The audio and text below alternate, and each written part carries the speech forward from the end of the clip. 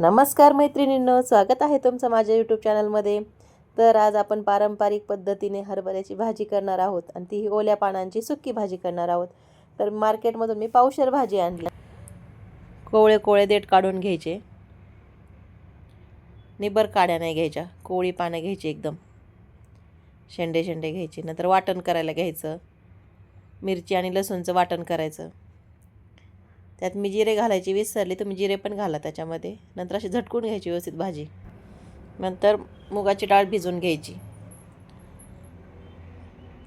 डाळ खूप छान लागते या भाजीला. डाळ भिजवून झाली. आता भाजी बनवायला घेऊ आपण. 2 चमचे तेल घालायचं. तेल गरम झालं की नंतर लसूण घालायचा. छान लाल होऊ द्यायचा लसूण.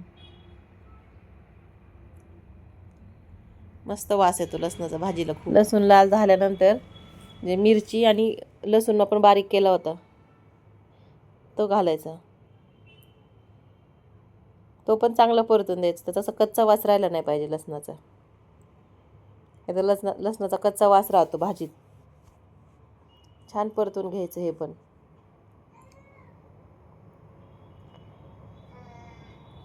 असं छान वास येतो ना भाजीचा परतून घेतल्यानंतर. आणि भाजी धुवून नाही घ्यायची हरभऱ्याची, तशीच वापरायची, नाही तर त्याचं ते आंबलं कमी झाल्यामुळे आंबटपणा कमी होतो भाजीचा. चवीला एवढी छान लागते नाही भाजी, फक्त थंडीतच भेटते. मस्त परतून घ्यायची भाजी छान, आणि तेलावरच करायची. आणि ही भाजी असे वाळवून पण करायची. वाळवून ठेवली ना तर वर्षभर आपण ही भाजी खाऊ शकतो. हाटून खूप छान लागते.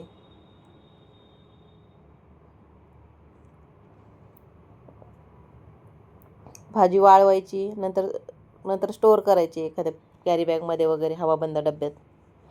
आणि वर्षभर छान राहते. जेव्हा काही भाजीला नसेल तेव्हाही आपण करू शकतो.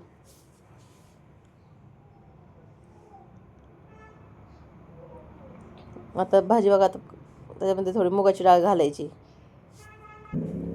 डाळ घातल्यानंतर छान शिजवू द्यायची. आता व्यवस्थित परतून घ्यायची. आणि ही भाजी तुम्ही भाकरीसोबत, चपातीसोबत खाऊ शकता. चवीला पण एवढी छान लागते ना.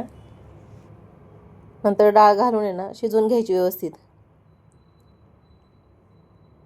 आणि चवीपुरतं मीठ घालायचं आणि मस्त शिजवून घ्यायची. झाकण नाही ठेवायचं भाजीवर, तशी शिजवून घ्यायची. 1-2 चमचे आपले टेबलस्पून असतात तेवढं हलकंसं पाणी घालायचं.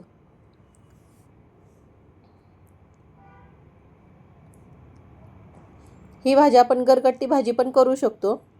थोडीशी कापून घेऊन हाटीव भाजीसारखी पण छान लागते. पहा आता किती छान शिजते भाजी. पहा, तर पाणी आटेपर्यंत शिजवून घ्यायची. कुणाकुणाला ही भाजी आवडते सांगा बरं.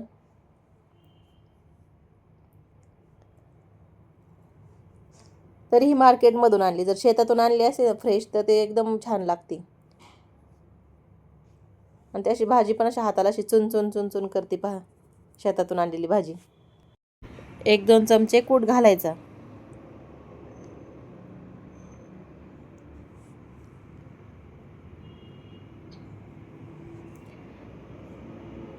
तुम्ही वाटणासोबत पण शेंगदाणे घालू शकता, पण मी वरून टाकते.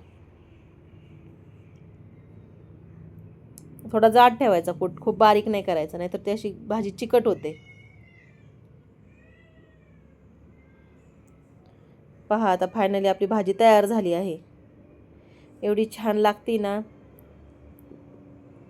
जबरदस्त लागते ही भाजी. कुणाकुणाला आवडते ही भाजी नक्की सांगा कमेंट्समध्ये. आणि जर तुम्हाला माझा व्हिडिओ आवडला असेल तर माझ्या व्हिडिओला लाईक करा, शेअर करा आणि चॅनलला सबस्क्राईब करा. तुम्हाला माझ्या रेसिपी कशा वाटतात ह्या कमेंट्समध्ये सांगा. जर तुम्हाला अजून याच्यामध्ये काही सजेशन असतील ते पण सांगा. फायनली आपली भाजी झाली आहे. पहा किती छान दिसते आणि किती छान, म्हणजे अशी टेक्स्चर पण खूप छान आले भाजीला. जास्त ओली पण नाही, जास्त हे पण नाही, सुकी पण नाही, अशी रसरशीत झाली आहे.